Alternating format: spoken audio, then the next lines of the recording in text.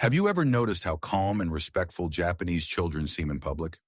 Perhaps you have already tried timeout corners or reward charts, but your child still does not listen to you and does not respect boundaries. What if I told you that Japanese parenting is not based on strict control, but about educating children so that they want to do the right thing because they understand their role within the family? Today we are going to explore 7 secrets of Japanese parenting that help raise respectful and self-disciplined children, and how you can adapt these methods in your own home. Ready? Let's begin. Ame means allowing your child to depend on you completely during their first years. Japanese parents believe that children need to feel deeply secure and loved before they can develop independence and self-discipline. How does this look in practice? Instead of pushing babies and toddlers toward early independence, Japanese mothers stay physically close, respond immediately to their needs, and build an unbreakable bond of trust. This is not spoiling, it is building emotional security. Why does it matter? When children feel completely safe and accepted, they naturally want to please their parents and act in a way that maintains that harmony. They do not seek attention through bad behavior because they already have all the attention they need. The key is trust first. Discipline becomes easier later because your child does not want to disappoint you. Teaching through example. Japanese parents rarely give long explanations or speeches about behavior.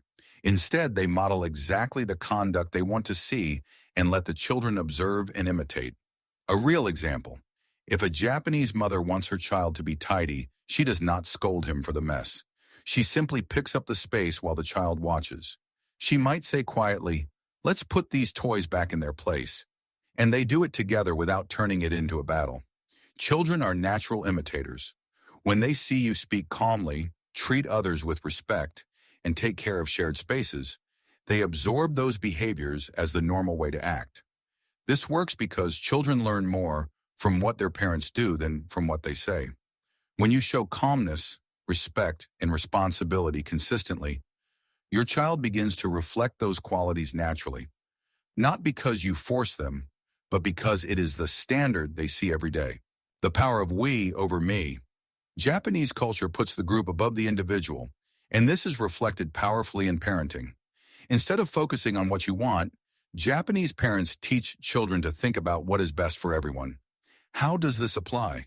When a child wants something that might bother others, parents gently redirect by saying, "Let's think about how this affects our family," or "What would happen if everyone did the same?" For example, if a child is making noise in a restaurant, instead of telling them to stop, a Japanese parent might whisper, "Let's use a quiet voice so everyone can enjoy their food."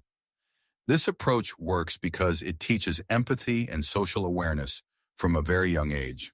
Children learn that their actions have repercussions that affect others. When they understand they are part of something larger than themselves, they naturally become more considerate and cooperative. They don't just follow rules, they care about their community, natural consequences instead of punishments. Japanese parents rarely use traditional punishments like timeouts or taking away privileges.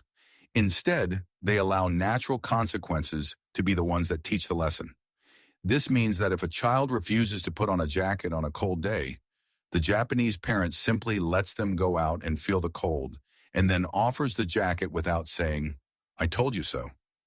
If a child breaks a toy by being rough, they experience the disappointment of not having it anymore. The parent stays calm and empathetic. It must be very frustrating. What can we learn from this? No anger, no lecture, just reality as a teacher. This works incredibly well because children connect their decisions directly with the results, without the emotional drama of punishment. They do not hold resentment toward the parent. They simply learn that actions have consequences. Over time, this builds genuine self-discipline, not mere obedience based on fear. Giving responsibility. From a very young age, Japanese children have real responsibilities. 3-year-olds help set the table. Preschoolers serve lunch to their peers. Elementary students clean their own classrooms, not as a punishment, but to teach them that they are valuable contributors to their family and community. Japanese parents believe that when children have meaningful roles, they develop pride, competence, and a sense of belonging. A practical example, a 4-year-old can be responsible for watering the plants every morning or helping to fold small towels.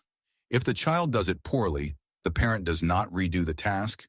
They accept the child's effort and thank them genuinely. Why does it create respectful children? Because children who contribute feel valued. They understand that their actions matter and help others. This builds self-esteem that comes from being useful, not simply from receiving praise. When children see themselves as collaborators and not just recipients, they naturally become more responsible and cooperative. Gentle persistence. Japanese parents avoid direct confrontations and power struggles. Instead of demanding immediate obedience, they use gentle and persistent guidance that respects the child's feelings while maintaining boundaries. How does this work? If a child refuses to leave the park, a Japanese parent does not shout or drag them away. They get down to their level and acknowledge the feeling. I know you're having fun and don't want to leave. And then they gently redirect. We have to go now, but we can come back tomorrow. Do you want to go down the slide one last time or say goodbye to the swings? It gives the child a moment to process, stays calm, and repeats the expectation as many times as necessary without anger. The key, the limit, the line never changes, but the way of communicating it remains respectful. This approach works because it does not turn every disagreement into a battle. Children feel heard and respected, which reduces resistance.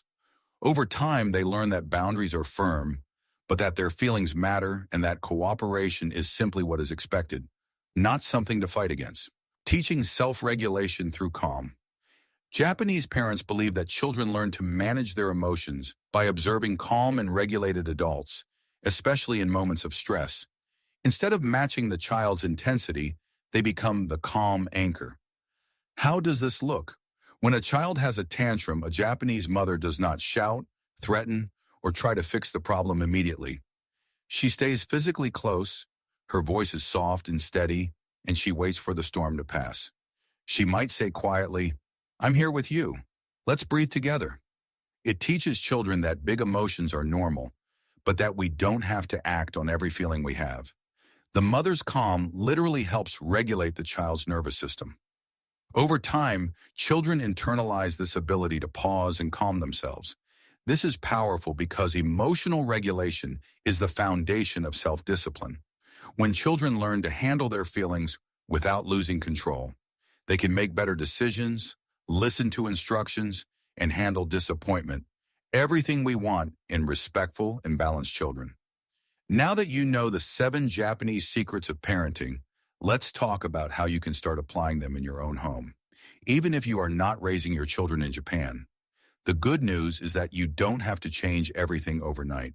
Small, consistent changes can make a big difference. Where to start? Choose 1 or 2 secrets that connect most with your family's current challenges.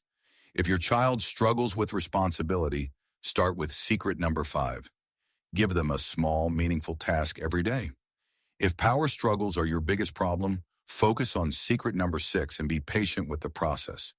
Japanese parenting works because it is consistent over time, not because it gives instant results.